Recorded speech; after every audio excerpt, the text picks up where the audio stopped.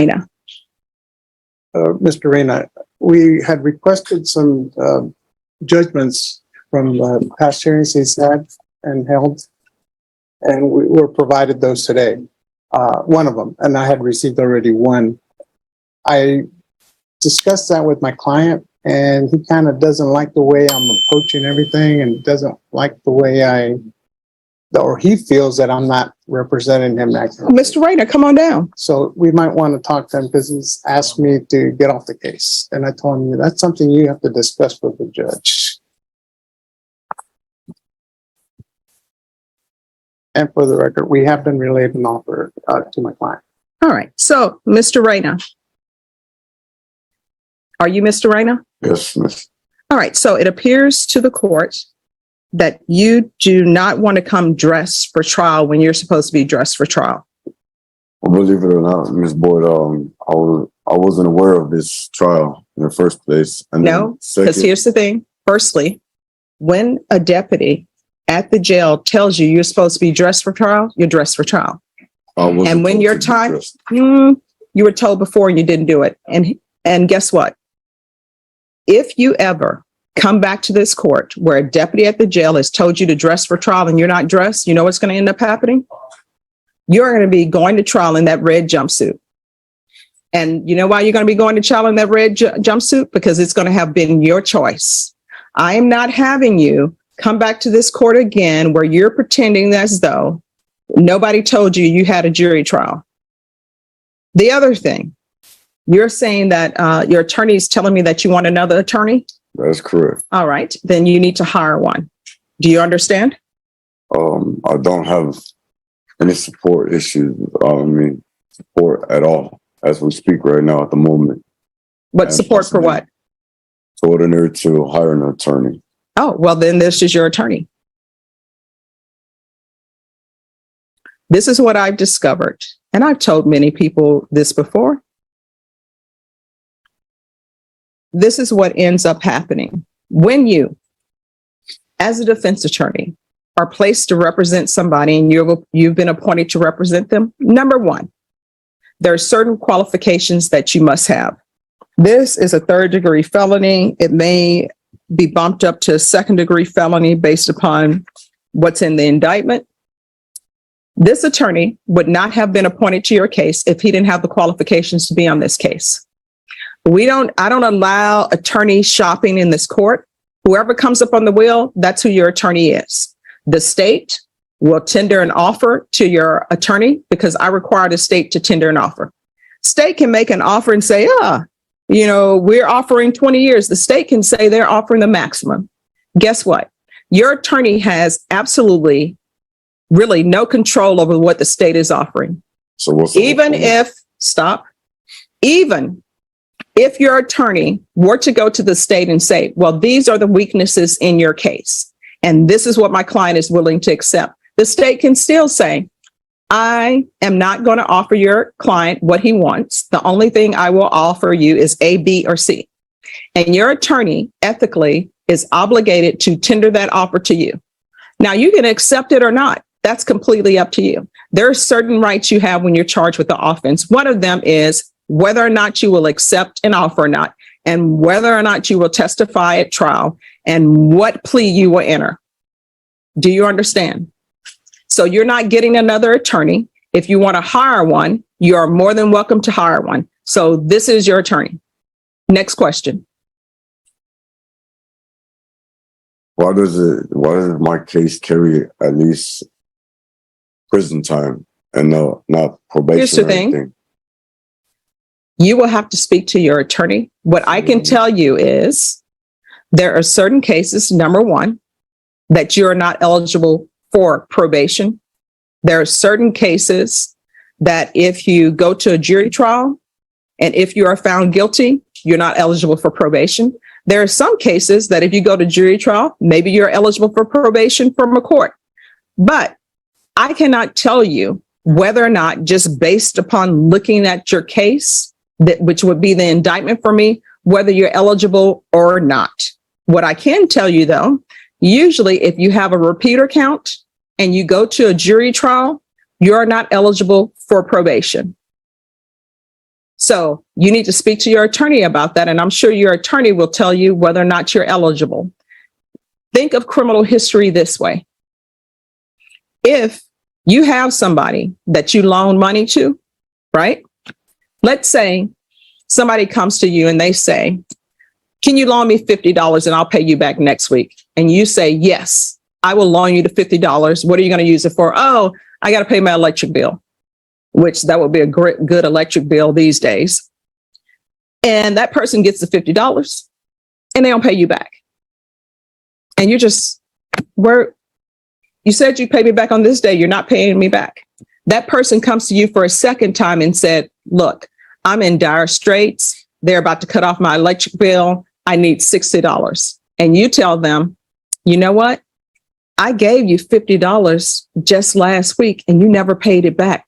And they're like, I know, I'm so sorry for doing that, but I promise you this time I will pay it back and I really need the $60. So you loan them $60. All right, thank you. 2019 CR 11647, State of Texas versus Jamal Trayvon Coleman. Can our parties announce for the record for the state? Travis Banks, State of Texas. Defense. Monica Corolla for defense. And are you Jamal Coleman? Yes, ma'am. Are you the same Jamal Coleman who was placed on deferred education in 2019 CR 11674 for the offense of aggravated assault with a deadly weapon on November 5th, 2020 for a period of 8 years? Is that you? Yes, ma'am. All right, state. Violated condition number 2 on or about the 7th day of June 2023 in Bexar County, Texas. The defendant, Jamal Trayvon Coleman, did then and there fail to submit to a drug test in violation of condition number 2.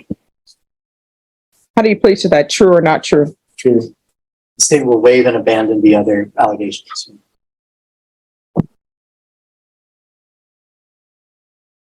All right. Did you understand by pleading true to violation of condition number 2? The court could find it true, grant the motion, find you guilty, and sentence you up to 20 years in prison and up to a $10,000 fine? Yes, ma'am. Knowing that, do you still wish to plead true to violation of condition number 2? Yes, ma'am. Court will find violation of condition number 2 true. Is there an agreement? Yes, Your Honor. The agreement is, and should Your Honor choose to follow it, is to deny the motion and to alter and amend his conditions of probation to include the ISF dual track, and for him to complete the dual track and continue on probation. All right. Is that the agreement? It is, Judge. All right, Mr. Coleman, raise your right hand for me, please. Do you solemnly swear affirm the testimony you give will be the truth and nothing but the truth, so help you God? Yes, ma'am. All right, you can lower your hand. State your name for the record. Jamal Trayvon Coleman. All right, Mr. Coleman, do you want to go to prison? I'm not allowed enough. Then why do you keep coming before me with violations? I have an issue with drugs.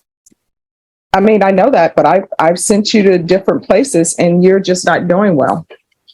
And so I don't know if I can help you or not. I don't know if you want the help. I can put people in whatever class that's available for you. If you have a drug problem, I can put you in a class for drug issues. But if you go there and you sit there and you internalize, but the first thing some problem comes before you, your answer is, oh, let me use drugs. May I speak? Yes. I didn't get a chance to. I didn't really complete the first program, the safety that you put me in. Mhm. I don't know if you remember, but I had a colostomy bag. Yes, I do remember you. So I got my colostomy bag removed, Mhm. but I didn't stay at the safety facility. They took me to an infirmary unit, and so I've kind of missed the whole entire program. I think I was only in the program for about 2 months, Mhm. if that. So I didn't really get a chance to be in the program. So you had a colostomy bag, and again, you're using drugs. Yes, ma'am. That doesn't work well for anybody's health.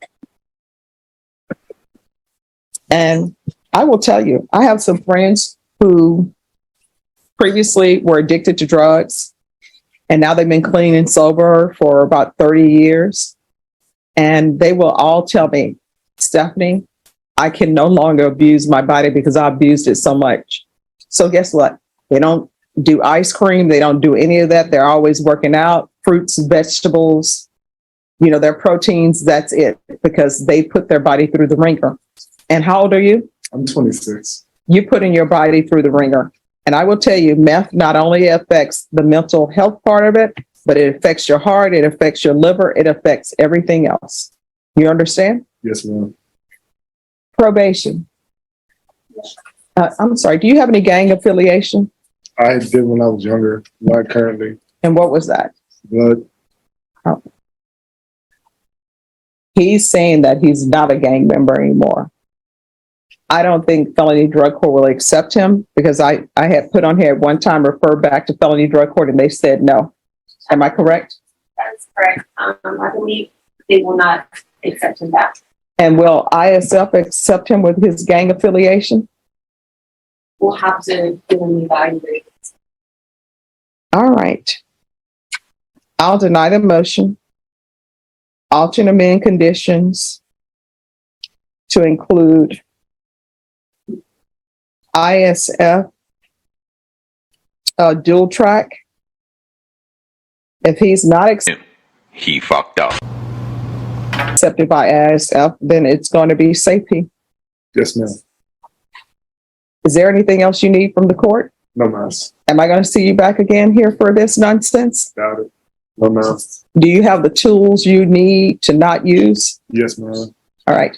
Do you have a support system at home? Yes, ma'am. Who's your support system? Grandmother, my mother, my father, my elderly grandparents. All right. So you need to stop disappointing them because I'm sure each time you use, your mom's heart breaks, your grandparents' hearts break, your dad heart probably breaks. You understand? Yes, ma'am. Nobody wants to, because you never know if the last time you use is the last time you use. Nobody wants to be called to have to identify your body because you're the person on the news who's on the street and they'll just say drug overdose and then they'll go on to the next person. You understand? Yes, ma'am. All right. Good luck to you. Thank you, Judge. Thank you. Yeah.